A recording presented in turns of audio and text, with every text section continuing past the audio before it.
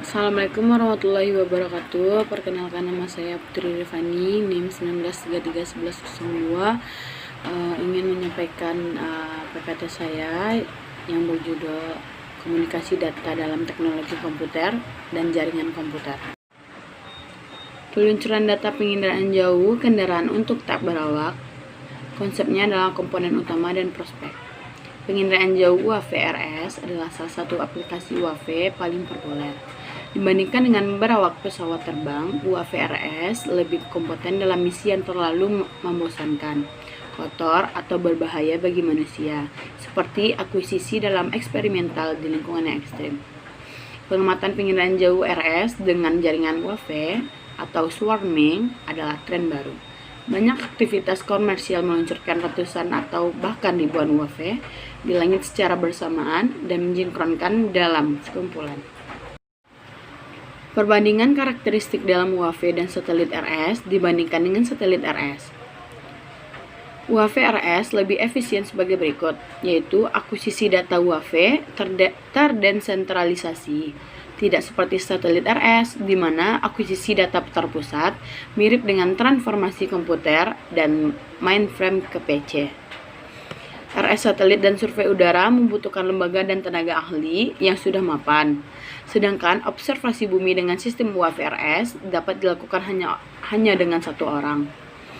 Perkembangan UAV yang cepat menstimulasi banyak aplikasi aktif, detail halus dan mudah interpretasi gambar UAV untuk berbagai aplikasi meningkatkan ketergantungan industri pada UAV. Konsep dasar pembawa data UAV RS atau pembawa UAV untuk data RS adalah platform yang mengumpulkan, memproses, dan bertukar data UAV RS yang heterogen, multisumber, dan didistribusikan secara nasional. Jaringan UAV RS dan pembawa data UAV, jaringan UAV dan operator pada dasarnya adalah teknologi yang sama. Pembawa data UAV adalah sublimasi dan inti dari setiap konsep jaringan UAV. Pengembangan pembawa data UAV diimplementasikan dalam 3 tahap di Cina. Yang pertama, didirikan oleh satu pesawat terbang yang tidak cerdas, memiliki standar berbeda, dan terisolasi. Selanjutnya ditandai dengan jaringan, kecerdasan, kompatibilitas standar, dan interoperabilitas jaringan dan sistem teknologi observasi jaringan UAV. Diimplementasikan dengan filter termasuk integrasi multi jaringan, online sepanjang waktu, operasi cerdas, koordinasi tugas. Selanjutnya, bentuk yang mungkin untuk mengembangkan pembawa data dan praktik UAV RS. Yang pertama, didorong oleh pasar yang dipimpin oleh perusahaan yang dipimpin oleh organisasi penelitian ilmiah. Yang kedua, dipimpin oleh instansi pemerintah termasuk Kementerian Sumber Daya Alam. Teknologi utama dan masalah kebijakan yang relevan.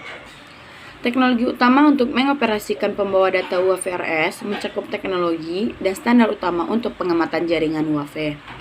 Agregasi virtual, penyimpanan, dan akses untuk data terdistribusi besar. Yang pertama, teknologi utama dan spesifikasi standar untuk observasi jaringan UAV. Pengamatan jaringan UAV harus dibangun sebagai sistem untuk perencanaan, pengiriman, regulasi keselamatan, dan pemrosesan data cepat. Dan dengan demikian, membentuk sistem layanan data terintegrasi sumber daya. Pengoptimalan, perencanaan, dan penjadwalan, serta pembuatan dan layanan produk. Yang kedua, teknologi untuk agregasi virtual, penyimpanan dan akses data UAV RS yang didistribusikan secara masif konvergensi data visual. Dan teknologi pertukaran mampu berintegrasi penuh dan efisien, memanfaatkan beragam kompetensi dan sumber daya penyimpanan. Praktik pembawa data UAV RS di Cina. Ada 3 komponen utama pembawa data UAV RS: bandara UAV terdistribusi, regulasi, dan agregasi, dan juga pemrosesan data. 1. Drone port UAV terdistribusi untuk aplikasi dan regulasi UAV.